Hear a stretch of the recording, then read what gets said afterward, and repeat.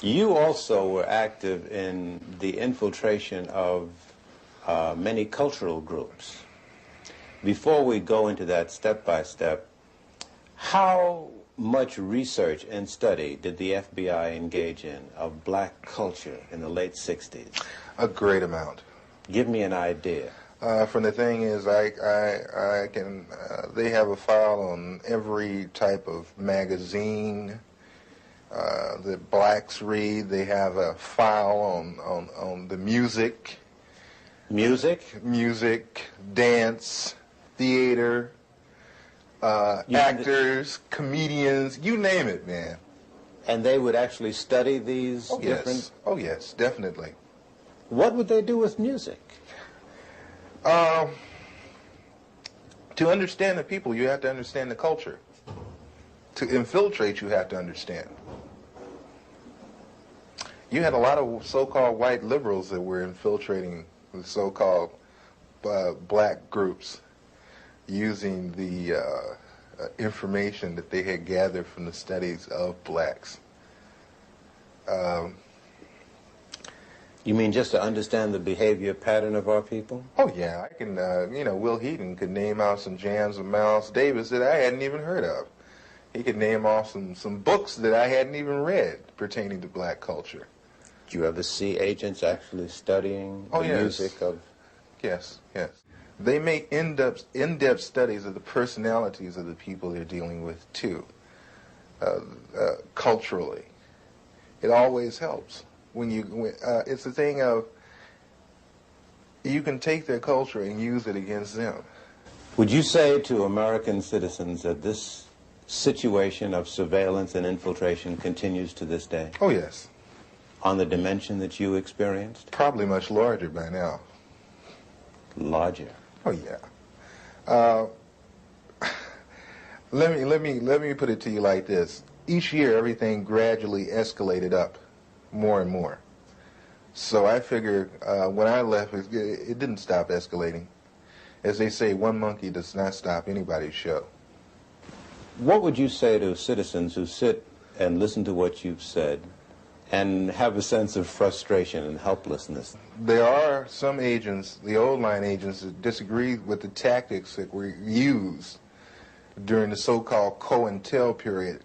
But one thing I don't want us to jump off of is that people always they're talking about COINTEL now so heavily. I'm not talking about COINTEL, I'm talking about a thing called BD, which was better known as Black Desk. The Black Desk was set up for a simple thing of infiltrating black organizations and black groups, whatever. Where was this Black Desk, or were there a number of them? There were a number of Black Desks, but the head Black Desk was in Washington, D.C., controlled by Sullivan. And Was he black? No. Mm-hmm. And what was the function of the black desks all over the country? I guess there were dozens. The function of the Black Desk was to monitor activity, social unrest, revolutionary groups, cultural groups, and such in the black community. And feed it into this central desk. And it still exists? As far as I know, yes. We've seen a number of investigations into the assassination of Martin Luther King. We've seen an extended police trial of the assassination of Malcolm X. What you seem to say substantiates what many black people say out on the street, that government agents or agencies knew that these assassinations were brewing and either participated in them or allowed them to take place. It would behoove black people, it would behoove all people, really, to question so-called the cut and dry one lone assassin theory. The Bureau and other intelligence agencies are very good at conspiracies. They are very good at setting people up to be killed. They are very good at making innuendos so the person will be killed. Do you know Gloria Steinem?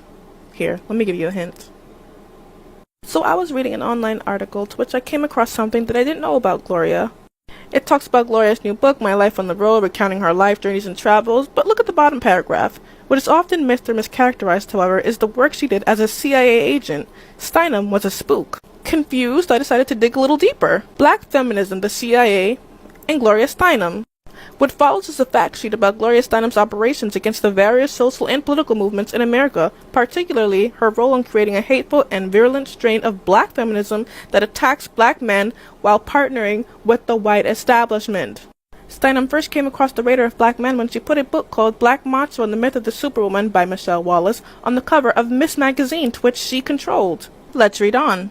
The book was written by a black feminist and activist, quote-unquote, named Michelle Wallace, who came out of nowhere. She was in her early 20s, yet she was being touted as the leader of black feminism. In the book, Wallace called abolitionists like Harriet Tubman and Sojourner Truth ugly and stupid for supporting black men. She called black revolutionaries chauvinist macho pigs and advised black women to go it alone.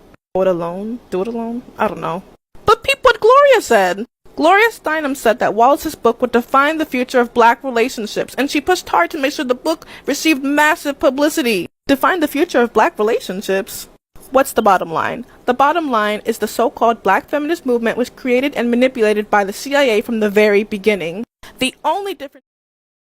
The CIA does not care about human life. It doesn't care about peace at all. It cares about winning and perpetuating and expanding itself, and that's not an exaggeration. They have an entire procedure they've developed over the last 40 years since Gary Webb. They destroyed his career, lost his marriage, his finances, and then wound up in a hotel room with 2 bullets in his head because he reported on CIA drug running, and he wrote the book Dark Alliance. Their most favorite form of assassination is pushing someone to suicide, and then that gives them the doctrine of plausible deniability. And that comes from National Security Council Directive 10-2 in 1948, where the CIA can do anything it wants: sabotage, subversion, economic warfare, assassination. It can do anything it wants as long as there's plausible denial for the U.S. government. They can deny any involvement. The CIA can do anything it wants. Now imagine that. With their $39 billion plus budget and the power of secrecy they have, the things that they have done and are doing are unconscionable. The CIA